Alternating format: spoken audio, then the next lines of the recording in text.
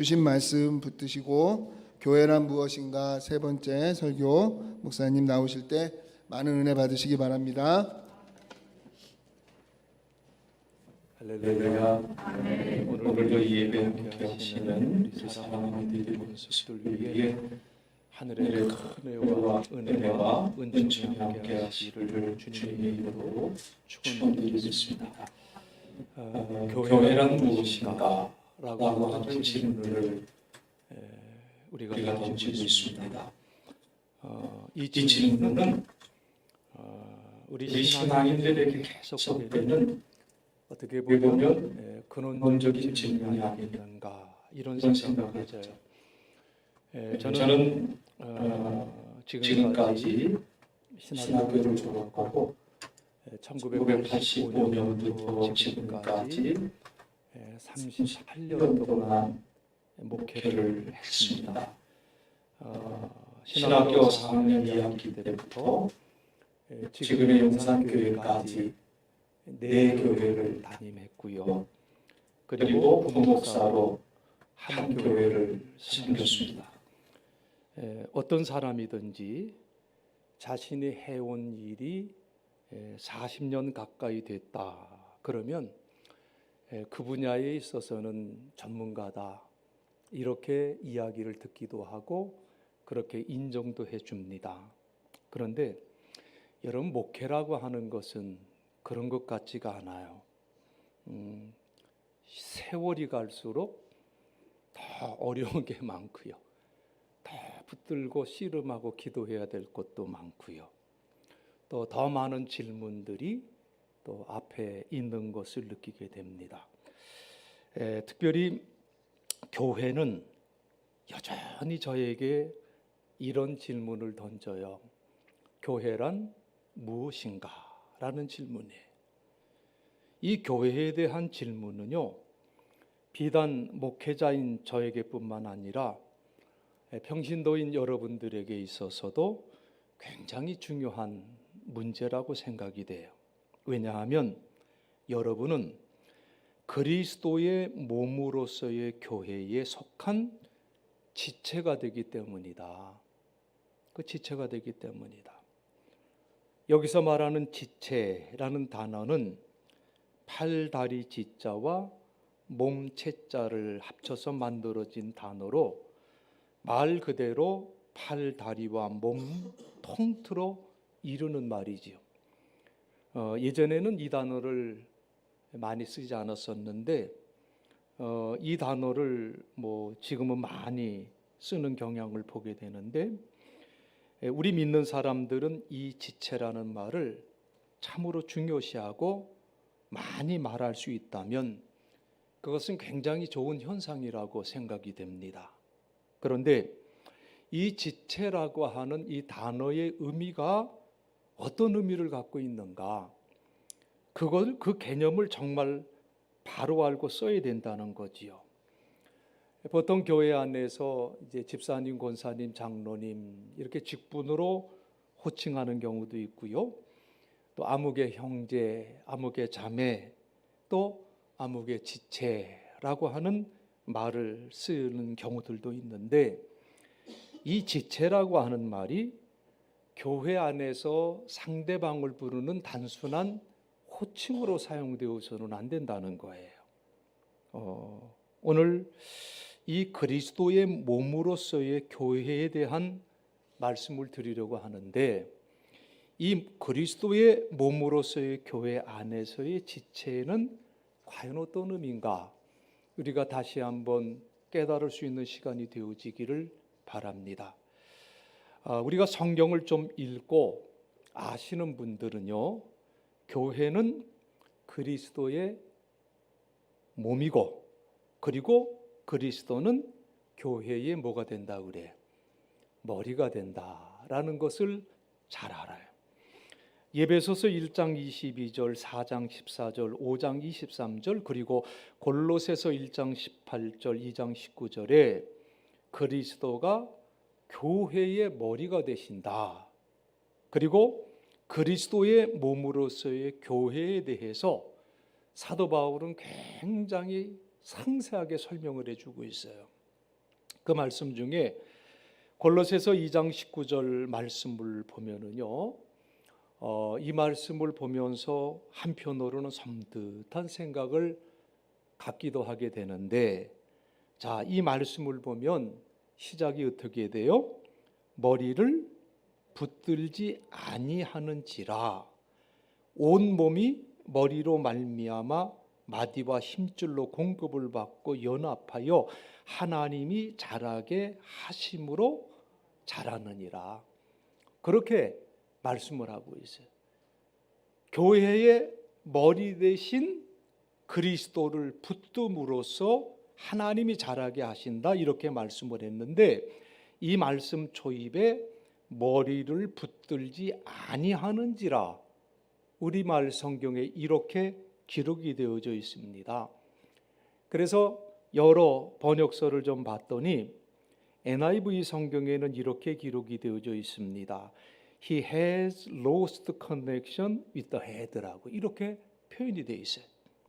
그러니까 그는 머리와 연결이 그냥 끊어졌다, 이렇게 표현을 하고 있어요. 우리는 머리를 붙들지 아니했다라고 하는데 머리와 끊어졌다, 이렇게 표현이 되어 있고요. NLT 성경에 보니까 They are not connected to Christ, the head of the body. 그들의 육체의 우두머리인 그리스도와 연결이 되어 있지 않습니다라고 이렇게 표현이 되어져 있습니다. 그러니까 바울은 지금 골로새 교인들에게 보낸 이 편지에서 우리 성경에는 너희는 머리를 붙들지 아니하고 있다라고 이렇게 말씀을 하는데, 영어 성경의 번역에 보니까 머리와 연결이 끊어져 있다, 이렇게 표현이 되어 있어요. 우두머리, 육체의 우두머리인 그리스도와 연결되어 있지 않다, 이렇게 표현이 되어져 있습니다. 이 말씀이 얼마나 섬뜩한지 몰라요. 아주 무서운 말씀이에요. 여러분, 골로새서 그러면 바울이 로마 옥중에서 쓴 서신이죠.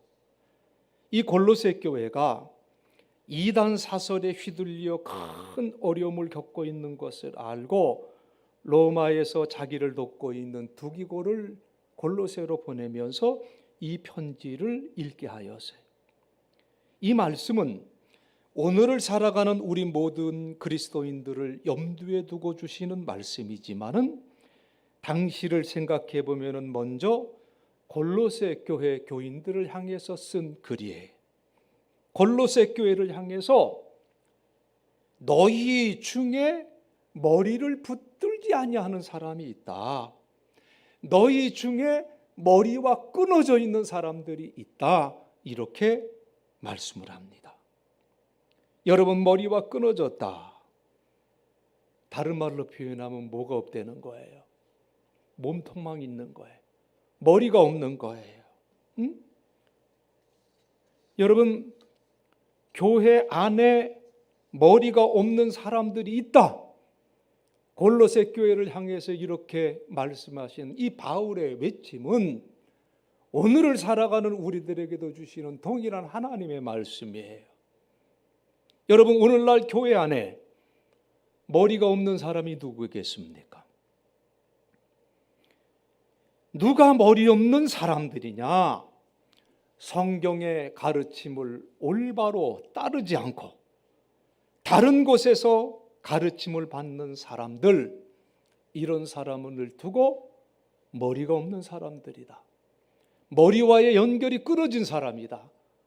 바울은 이렇게 증거해 주고 있습니다.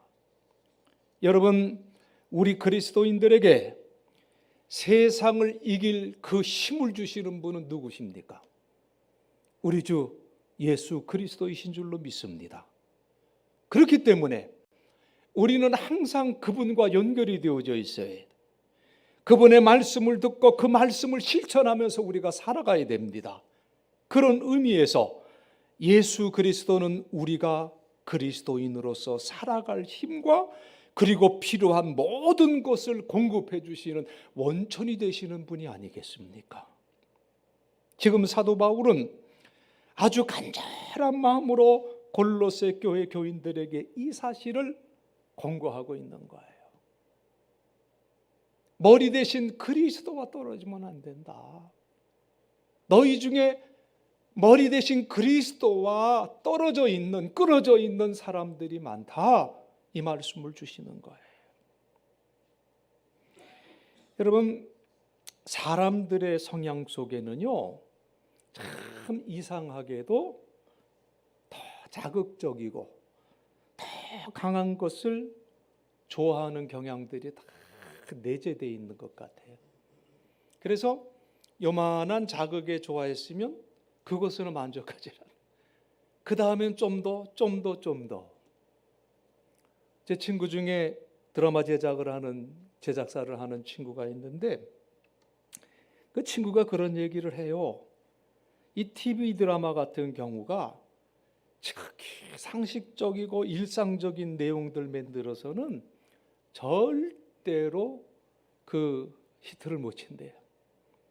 그냥 아주 세게 어필되는 내용들을 다루다 보니까 뭐 이중 삼중 관계가 설정이 되고 비이성적이고 비상식적인 내용들로 이렇게 채워줘야 사람들이 욕을 하면서도 잘 본대요. 그래야 히트를 친대요. 참 이상하지요.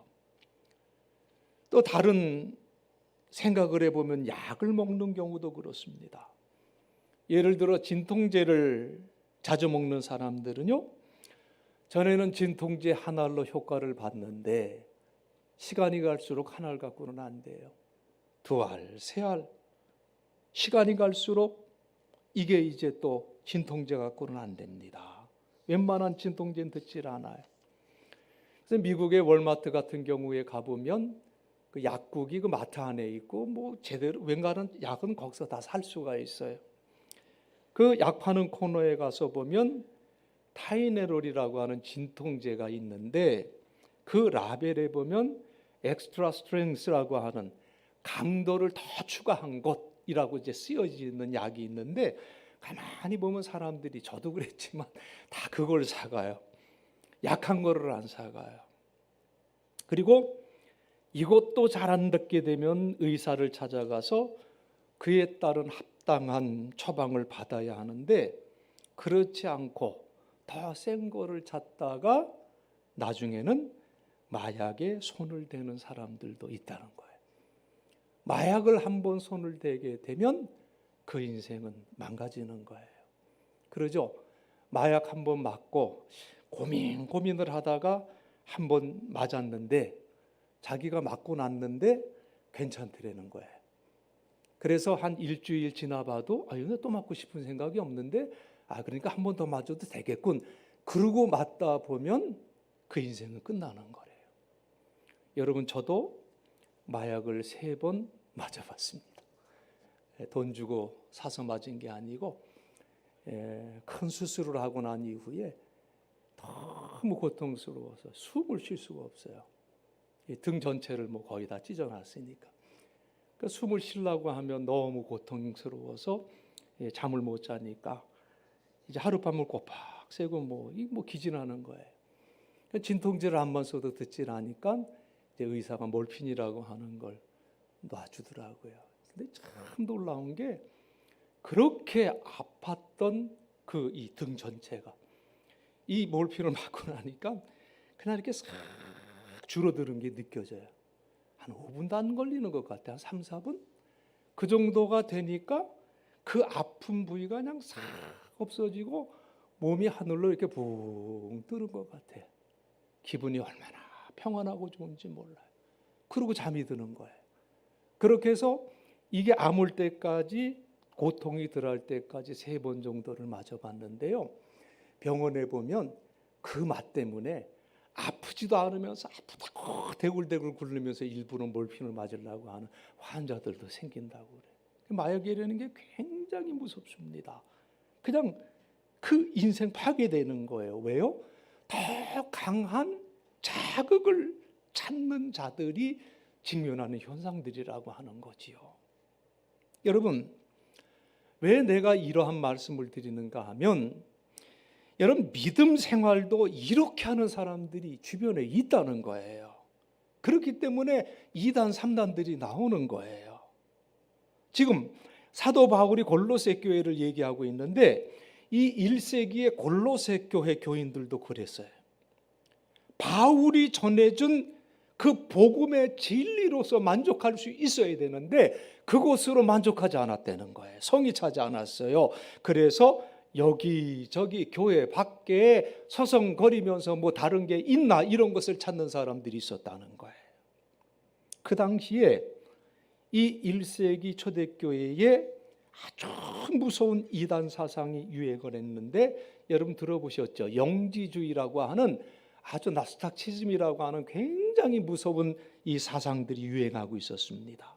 이 영지주의는 1세기 말에 지중해 연안과 그 중동 지방에서 유행했던 철학 사상에서부터 시작된 것인데 이들의 주장은 한편 철학적으로 굉장히 심오한 부분들은 있습니다. 그리고 이 영지주의자들은 하지 말라는 규정이 처음에는 굉장히 많았어요. 가르침이 굉장히 엄격했습니다.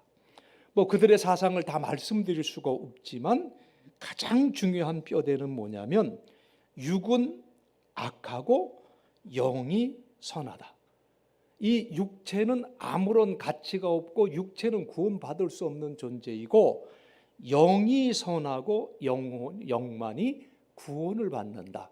그렇기 때문에 이 사상에는 우리 예수님이 육체의 몸을 입고 이 땅에 오셨다는 것을 부인하는 거예요. 육은 악한 건데 어떻게 하나님이 악한 육체를 입고 이 땅에 임할 수가 있느냐, 이런 가르침이었는데요. 그래서 이 초기 영지주의자들은 육은 악한 것이라고 믿었기 때문에 육체를 매우 혹사시켰어요. 금식을 가르쳤고 극단적인 자기 부정을 가르쳤고 혹독한 육체의 훈련을 강조했어요. 주로 몸을 힘들게 하고 괴롭히는 훈련을 시켰습니다. 그러다가 후기 영지주의자들은 어떤 사상으로 변하게 되는가 하면 구원받는 것은 영이고 육체는 구원과 아무 상관이 없는데 그 육체를 아무렇게 굴려도 뭔 사용이 있겠느냐, 무슨 상관이 있겠느냐, 영혼만 구원받으면 됐지, 이런 사상이 등장을 해요. 그래서 이런 부류의 후기 영지주의자들은요, 이 극단적 금욕주의자들과는 반대로 극단적 자유방임주의자들로 흐르게 됩니다. 그래서 아주 방탕하고 비윤리적이고 추잡한 삶을 살았어요. 그건 내가 육체가 한 건데 뭐 그건 뭐 구원받는 거하고 아무 상관이 없는 건데, 그러니까 그냥 인간 이하의 삶을 살아도 그들에게는 언제나 자유함이 있었다고 그래요. 얼마나 기가 막힌 그러한 삶이겠습니까? 그런데 이러한 기가 막힌 가르침에 골로새 교인들 가운데 미혹된 사람들이 많았어요. 야, 그거 굉장히 편하다. 야, 신앙생활도 그렇게 하면 얼마나 좋냐? 이 바울은 크리스찬으로서 이런 영지주의에 빠진 사람들을 가리켜서 어떤 사람들이냐? 머리를 붙들지 아니하는 사람들이다. 머리와 끊어진 사람들이다. 머리와 떨어져 있는 사람들이다. 이렇게 말씀을 했어요. 우리 중에는 이 골로새 교회처럼 머리가 없는 사람들이 한 분도 없는 줄로 믿습니다. 이때는 아멘 하셔도 돼요. 우리 믿음 생활에 필요한 모든 것은 머리이신 예수 그리스도께서 모두 공급해 주시고요. 그의 몸에 지체드린 우리는 바울이 말한 것처럼 머리만 붙들고 있으면 되는 거예요. 그런 의미에서 성경은 읽지 않고 또 신앙 서적만 읽는 사람들도 조심해야 됩니다. 여러분, 성경이 최우선이에요. 모든 것이 성경에서부터 시작이 돼야 돼요. 그런데 성경은 보지 않고 또 이렇게 신앙적으로 유명하든지 신학적으로 유명한 사람들을 책을 보면서 그것 갖고 신앙생활을 하려고 하는 사람들이 있어요. 그런데 여러분, 분명 이분들이 기독교에 훌륭한 영향력을 끼친 저자들은 맞지만은 어디까지 그분들의 책들은 예수 그리스도를 바로 알기 위한 보조 교재에 불과하다는 것을 우리는 알아야 됩니다. 그래서 그들을 붙들어서는 안 되는 거예요. 사람의 사상과 어떤 사람의 생각을 붙들어서는 안 되는 거예요. 우리는 머리 되시는 예수 그리스도를 붙들어야 될 줄로 믿습니다. 머리 되시는 그리스도, 그리고 그리스도의 몸으로서의 교회를 성경은 말씀하고 있는데, 이것을 이해하는 데 가장 중요한 것은 세례와 성만찬이에요. 여러분, 오늘 제가 굉장히 중요한 내용을 말씀을 드리니까 조금 지루해도 좀 집중해 주시기를 바랍니다. 자, 머리 대신 그리스도, 몸 된 우리 교회와의 관계를 잘 설명하고 있는 게 뭐냐? 그게 세례와 성만찬이다. 여러분, 세례라는 게 뭐예요? 세례할 때 어떻게 합니까? 머리 위에 불을 붓고, 그죠? 그리고 세례를 주잖아요. 근데 원래의 세례는 어떤 형태였었습니까? 요단강 세례를 보면 어떻게 했어요? 이렇게 등을 잡고 머리를 받치고 물에 푹 담갔다가 그리고 세우잖아요. 이게 세례의 원형이에요. 그렇죠? 자, 물 속에 들어갔다는 것은 뭐를 의미합니까? 죽음을 의미하는 거예요. 그리고 다시 일어났다는 것은 삶을 의미하는 거예요. 그러니까 세례를 받았다고 하는 의미는 뭐냐? 내가 그리스도와 함께 옛 사람은 죽고 이제 새 사람으로 다시 태어나는 것을 의미하는 예식이에요. 그리고 초대교회는요, 이 세례를 받은 사람들만을 교인으로 인정을 했어요. 말하자면 세례는 교회의 지체가 되기 위한 예식이었다고 하는 거예요. 그리고 이런 세례에 대한 의미는요, 오늘날에도 그대로 유효화되는 거예요. 세례를 받는 가장 큰 의미는 세례를 받음으로써 교회의 한 지체가 되었다는 거예요. 잊지 마세요. 오늘 여러분들에게 이 세례의 의미가 올바르게 이렇게 전해져서 여러분들이 그 의미를 일평생 지니고 살아갔으면 참으로 좋겠습니다. 그리고 또 하나, 성만찬이 있는데요. 이 성만찬에 대해서는 약간의 교리적인 차이는 있지만 그런 내용 다시 말씀드릴 시간이 안 되고요. 이 고린도전서 11장 24절에서 바울은 우리 주님이 제자들에게 마지막 만찬을 나누시며 하신 말씀을 기록하고 있어요. 자, 고린도전서 11장 24절에서 이렇게 말씀을 하세요. 이제 축사하시고 떼어 이르시되 이것은 너희를 위하는 내 몸이니 이것을 행하여 나를 기념하라. 이렇게 말씀을 했고, 그리고 이어지는 25절에서 이 잔은 내 피로 세운 새 언약이니 이것을 행하여 마실 때마다 나를 기념하라. 이렇게 말씀을 하셨어요. 자, 이것은 예수 그리스도께서 제자들에게 직접 해주신 말씀이에요. 그리고 바울은 이 성만찬의 의미를 이렇게 해석을 했습니다. 고린도전서 10장 16절로 17절의 말씀, 여러분 함께 자막을 보시면서 우리 함께 보시겠습니다. 우리가 축복하는 바 축복의 잔은 그리스도의 피에 참여함이 아니며 우리가 떼는 떡은 그리스도의 몸에 참여함이 아니냐. 떡이 하나요 많은 우리가 한 몸이니 이는 우리가 다 한 떡에 참여함이라. 아멘. 자, 우리가 주님의 식탁에서 포도주를 마시며 주님께서 축복해 주시기를 간구하는 것은 그 포도주를 마시는 사람이 모두 그리스도께서 흘리신 피의 축복을 함께 나눈다는 것을 의미하는 것 아니겠습니까? 라는 그 말씀이에요. 그리고 우리가 한 덩어리의 떡을 쪼개어 함께 먹는 것은 우리가 그리스도의 몸을 다 같이 나누는 것이 아니겠습니까? 라는 이 말씀을 바울이 지금 주고 있는 거예요. 그 자리에 앉은 사람의 수가 아무리 많아도 그것은 문제가 되지 않고요.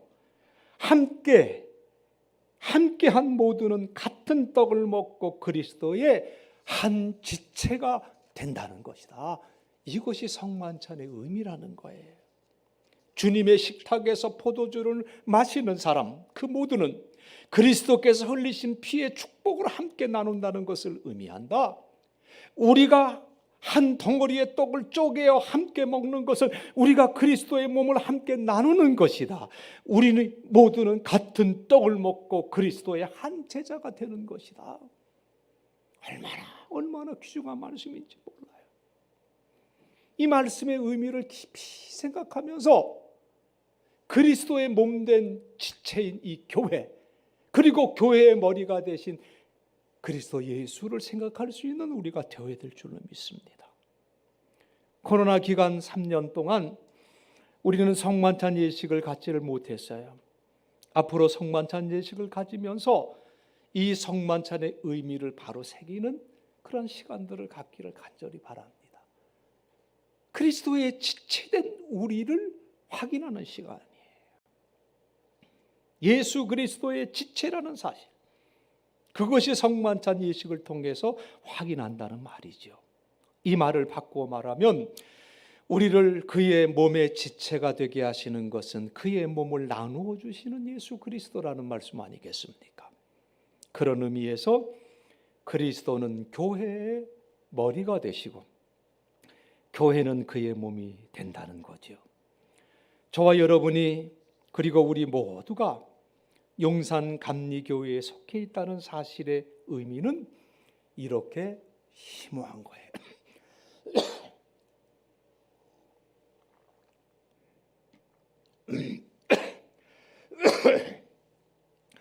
단순히 교회에 나간다, 그 교회에 출석한다, 간단하게 말해서는 안 되는 깊은 의미가 있는 거예요. 그리스도의 머리 되심과 그리스도의 몸으로서의 교회를 아는 사람은 여러분 쉽게 이 교회 저 교회 옮겨 다니는 일 할래야 할 수가 없습니다. 그렇게 할 수가 없어요. 어떤 사람이 그 교회에 출석하여 교회의 한 지체가 된 데에는 이미 그 사람의 생각을 넘는 하나님의 뜻이 이미 있다, 그 말씀이에요. 그런 의미에서 저는 여러분이 올바른 교회관을 갖는 것이 무엇보다 중요하다고 하는 생각을 가져요. 교회관을 바로 배워서 이 교회관을 해치는 일을 해서는 안 돼요. 특히 교회의 미래라고 할 수 있는 이 젊은이들 올바른 교회관을 세울 수 있도록 우리가 열심히 도와야 됩니다. 우리 주변에 많은 교회들이 있어요. 그 많은 교회들 가운데 때로는 염려스러운 교회들도 있습니다. 그런 교회들은 크리스찬들에게 잘못된 교회관들을 심어주고 있어요. 저는 다른 일은 몰라도 건전한 교회관을 해치는 이런 일들은요, 결코 용납돼서는 안 된다고 믿습니다. 우리 모두 건전한 그리고 튼튼한 교회관을 갖고 신앙 생활해 나가기를 간절히 바라고요. 또 이 건전한 교회관을 붙들고 신앙 생활할 수 있도록 여러분 기도하셔야 될 줄로 믿습니다. 이제 그리스도의 머리 되심 그리고 그리스도의 몸으로서의 교회는 실제적으로 어떤 의미가 있는지를 잠시 말씀을 드리겠습니다. 여러분, 고린도전서 11장에서 바울은 교회에서 먹는 애찬에 대해서 말씀을 하고 있어요. 이 애찬이라는 것은 교회에서 성도들이 함께 먹는 사랑의 식사를 의미하죠. 이 사랑의 식사, 단순히 교인들이 함께 식사를 나눈다? 밥 한 끼 먹는다? 그런 의미가 아니에요. 그 의미 이상을 가지고 있어요. 고린도전서 11장에서 바울은 이 사랑의 식사야말로 그리스도의 몸으로서의 교회의 모습을 보여주는 가장 좋은 예라고 말씀을 해주고 있어요. 자, 고린도전서 11장 20절 22절의 말씀을 또 한 목소리로 읽겠습니다. 자, 고린도전서 11장 20절 22절. 그런즉 너희가 함께 모여서 주의 만찬을 먹을 수 없으니 이는 먹을 때에 각각 자기의 만찬을 먼저 갖다 먹으므로 어떤 사람은 시장하고 어떤 사람은 취함이라. 너희가 먹고 마실 집이 없느냐? 너희가 하나님의 교회를 업신여기고 빈궁한 자들을 부끄럽게 하느냐? 내가 너희에게 무슨 말을 하랴? 너희를 칭찬하랴? 이것으로 칭찬하지 않노라. 자, 이렇게 말씀하시고 이어서 고린도전서 11장 33절 34절에서 이렇게 말씀을 했어요. 함께 봅니다. 그런즉 내 형제들아 먹으러 모일 때에 서로 기다리라. 만일 누구든지 시장하거든 집에서 먹을지니 이는 너희의 모임이 판단받는 모임이 되지 않게 하려 함이라. 그 밖의 일들은 내가 언제든지 갈 때에 바로 잡으리라. 이렇게 말씀을 하셨어요. 자, 그리고 계속해서 주시는 말씀이 사랑하는 형제들아 성만찬, 그러니까 만찬을 하기 위해 모일 때는 어떻게 하려는 거예요? 서로 기다려 달라는 거예요. 만일 매우 배가 고프거든 집에 가서 식사를 하고 오려는 거예요. 자, 오늘날 대부분의 교회에서 하는 성만찬을 생각하는 분들에게는 이 말씀을 이해하기가 좀 어려울 거예요. 우리 예수님께서 제자들과 나누신 성만찬은 오늘날 교회에서 하는 것처럼 작은 잔에다가 포도주를 따르고 빵을 작게 잘라서 주는 그 식이 아니었었습니다. 여러분, 이 성만찬의 시작은요 6월절 만찬에서부터 그 유래가 시작이 됐어요. 6월절 만찬은요 양고기가 나오고 그리고 쓴나물이 나오고 빵이 나오고 그리고 포도주가 나오는 만찬으로부터 시작이 됐습니다. 자, 그때 식사처럼 초대교회에서는요 교회에 모일 때마다 만찬을 했던 것이 분명해요. 오늘날 교회에서 행하는 애찬을 생각하면 좀 더 쉬울 거예요. 자, 각 가정이 교회에 올 때 음식을 준비해 와서 같이 꺼내놓고 먹었어요. 자, 그런데 그 식사 시간에 다른 사람을 기다려주지 않는 사람들이 있었어요. 서로 많이 먹으려고 앞을 다투는 사람들이 있었어요. 많이 먹은 사람은 배가 터지도록 먹고 적게 먹은 사람은 배가 고프게 먹은 사람이 생겼고요. 어떤 사람은 포도주를 너무 많이 마셔서 취한 사람들도 있었어요. 이 말씀이 주시는 메시지는 정말 간단하고 분명한 거예요. 그리스도의 몸으로서의 교회는 어떠해야 되느냐? 그리스도의 몸으로서의 교회는 다른 사람을 배려해야 된다. 이거 여러분 잊지 마시길 간절히 바랍니다. 뭘 하라고요? 배려해야 된다. 그리스도의 몸으로서의 우리가 가장 먼저 해야 될 것이 뭐냐? 배려하는 거예요. 서로 다른 지체들을 돌보고 생각을 하는 거예요. 여러분, 여기서 말하는 식사, 만찬은 하나의 예에 불과한 거예요. 우리 주님께서 예로서 하나를 말씀한 거예요. 여러분, 배부른 사람이 있고 배고픈 사람이 있어서는 안 되고요. 각 사람은 그리스도의 몸의 지체들로서 함께 기쁨을 나누고 함께 아픔과 고통을 나누어야 된다는 거지요. 그리스도의 몸의 지체들은 한 운명이라고 하는 거예요. 마지막으로 그리스도의 머리 되심과 그리스도의 몸으로서의 교회는 함께 성장해야 됩니다. 한 운명체로서의 서로 배려하고 그리고 함께 성장해야 된다. 이렇게 그리스도의 몸의 지체들이 함께 성장하도록 주님은 몸의 지체들에게 뭘 주셨느냐?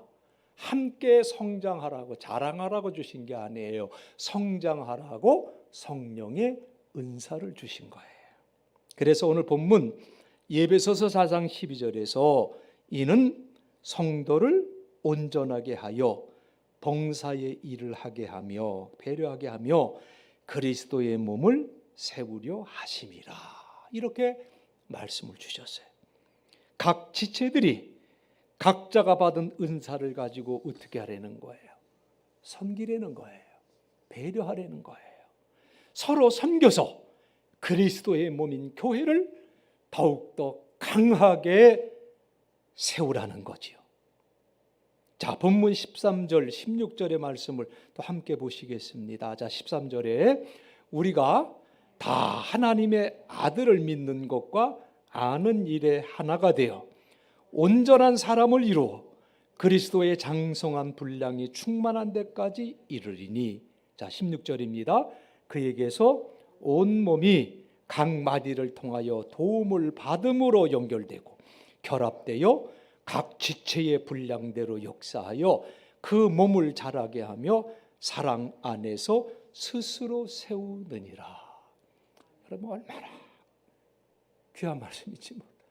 여러분, 오늘 본문 13절 16절의 말씀은 여러분들이 꼭 외우시기를 부탁드리겠습니다. 외우실 뿐만 아니라 이 말씀 기억하시고 이렇게 살아가시기를 바랍니다.